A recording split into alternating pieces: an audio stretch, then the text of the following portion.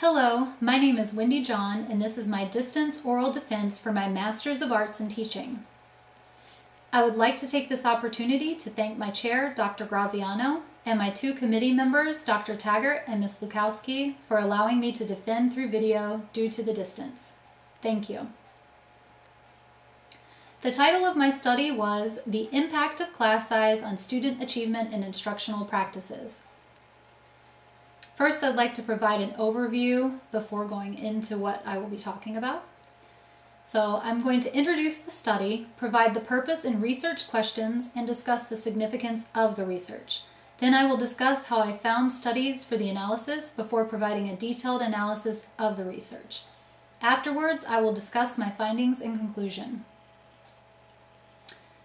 So I had a personal stake in my topic because as a student teacher, I was assigned to a full-day kindergarten class with anywhere from 28 to 30 students each day.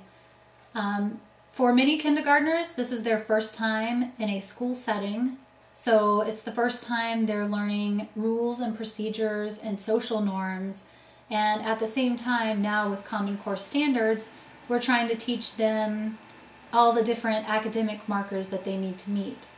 So it was a time to learn how to become creative in teaching strategies, especially to keep the students' attention, since there were so many of them, and at that age their attention span is a lot shorter. So it gave me more of an interest in the topic of class size just from that experience. So as I started my research, I started finding out a lot about class size, the student achievement side of it, but also I was interested in looking at the instructional practices side of class size research. So a little background information that I found out.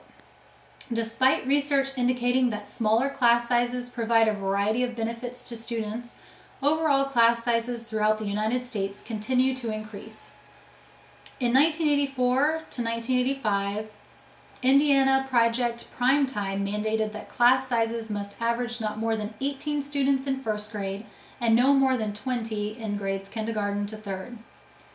In 1985, Tennessee initiated Project Student-Teacher Achievement Ratio, a longitudinal experiment that looked at the effects of class size on student achievement in kindergarten through third grade. In 1996, California's class size reduction was initiated to reduce class size in early grades to increase reading and math achievement. That same year, Wisconsin started Student Achievement Guarantee in Education, which was a 5-year pilot study in order to determine whether small classes in early grades increased achievement in disadvantaged youth. So all of the studies concluded smaller class sizes increase student achievement, but there is conflicting evidence as to whether the benefits are large enough to warrant the significant cost of reducing class size, or if benefits truly exist at all. There is research that even demonstrates that teachers don't change their practices regardless of class sizes. So the purpose of the research was to investigate the current literature on class size and its effect on student achievement and instructional practices. A secondary purpose was to identify effective instructional strategies for larger class sizes. The research questions were: how does class size impact student achievement? How does class size affect instructional practices? And what are effective instructional techniques for teaching larger classes? The significance of the study is that there is a perception that smaller classes imply a better education. However, increasing budget cuts and an ever-growing population makes the reality of small classes difficult to achieve. The 30 articles used in the analysis were found in academic journals focused on education and instruction.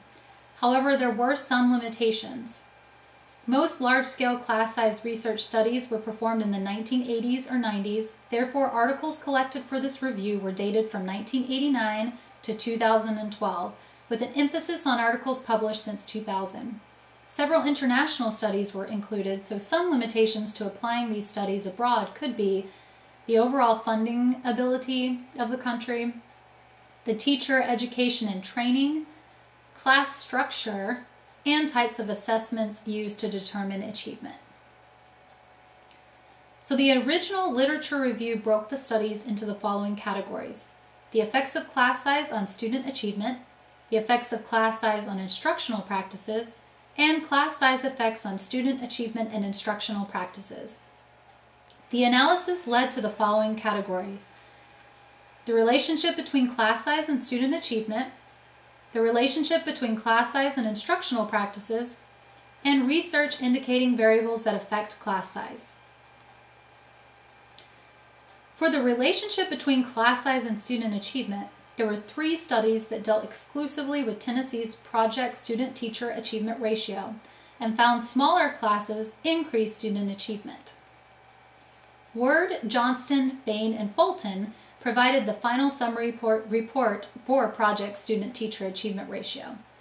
Students and teachers in 79 schools were randomly assigned to one of the following class sizes: small, with 13 to 17 students, regular with 22 to 25 students, or regular with aid. Data were collected for 1,842 students that remained with the project for all 4 years. Results indicated that students in small classes achieved higher than peers, and also that minority students in reduced classes achieved higher scores than minorities in any other class condition. Finn, Fulton, Zaharias, and Nye administered a follow-up study on 4th graders who had participated in Project Student-Teacher Achievement Ratio to determine whether the effects of small classes lasted once students were placed into regular-sized classes. Data collected for 4,230 students indicated a statistically significant increase in achievement for students who had been in smaller classes during Project STAR.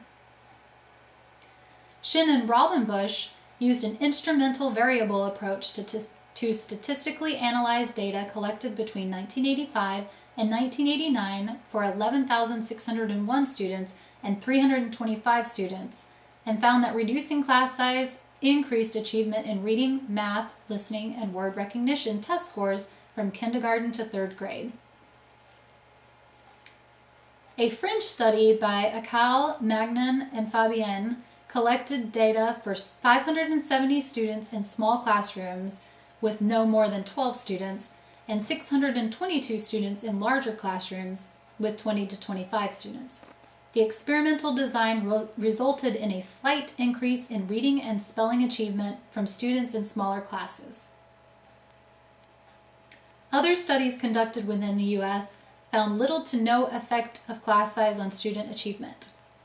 Hauksbee and Cho, Glue, and Whitler used longitudinal variation to statistically analyze enrollment data, survey results, and test scores. In 649 elementary schools in Connecticut, Hauksbee found no effect between class size and student achievement. In the 484 Minnesota public schools used for 3rd grade data and 460 used for 5th grade, Cho, Glue, and Whitler found no statistically significant increase in achievement due to reduced class size. Malesi and Gamoran used nationwide data to investigate the effects of class size on kindergarten achievement and found that there was no association between class size and student achievement in math or reading, regardless of race, ethnic, economic, or academic background. Sims used a quasi-experimental method to investigate the impact of California's class size reduction program on upper elementary grades and found that an average class size reduction for 1st and 2nd grades increased average 5th grade classes by about 2 students, since schools do not provide additional teachers in the upper elementary grades. Other studies looked at the relationship between class size and instructional practices. Using a mixed methods design, Stas and Stecker collected survey data from 696 3rd grade teachers in California and conducted case studies on 13 teachers. Although teachers in reduced size and non-reduced size classes were similar, it was noted that teachers in reduced classes spent more time with students identified as poor readers and more time discussing students' personal concerns. Harford conducted a qualitative study on 3 secondary teachers in Hong Kong and found that teachers did not change their lesson plans based on the size of class, but smaller classes led to increased interaction with students, higher expectations of students, and a perception of decreased behavioral issues. Teachers also addressed individual students more and individualized their lesson plans in smaller classes. 2 studies found that teacher practices can significantly alter the results of class size research. In a qualitative study, Engelhardt interviewed 8 secondary students attending both a small and large class throughout the day and found that open-ended questions positively affected the outcome of the class. It was also found that positive interactions with students, activity selection, and class monitoring could help gain participation in larger classes. After investigating 27 classrooms participating in Wisconsin's SAGE program, Grau, Roscher, and Scherfinski determined that although small classes make certain things possible, curricular mandates, educator beliefs, physical space, and the dynamics of classroom practice are linked to the outcomes in a classroom. There were 3 United Kingdom studies that found more benefits in smaller classrooms. The teachers interviewed in a study by Atkins believed that smaller classes were more beneficial to students and led to less planning and preparation time. Blatchford and Blatchford, Bassett, and Brown found that students in smaller classes were given more attention from the teacher. In class size research, there are many variables involved. Therefore, the following studies focused on research indicating variables that affect class size. Molnar, Smith, Zohorik, Palmer, Hallback, and Earl evaluated the effects of Wisconsin's Project SAGE on student achievement and collected data for class size, student demographics, and test scores. Students in smaller classes, particularly African Americans, were found to have higher achievement. Also, teacher interviews revealed that classroom events such as knowledge of students, individualization of content, and decreased behavioral disruptions also determine achievement. Rockoff looked at teaching experience as a variable to increase student achievement and found that teaching experience significantly raised student test scores, specifically in reading. Jepson and Rivkin also found that experience affected achievement. Using data from California's class size reduction program, the researchers found that having a first-year teacher as opposed to a teacher with at least 2 years of experience decreased achievement. 2 studies outside of the U.S. found that smaller classes led to a better learning environment. In the United Kingdom, Blatchford, Bassett, Goldstein, and Martin found that in smaller classes there was more teaching, more teacher support for learning, and increased student achievement, and large classes resulted in more off-task behavior and inattentiveness.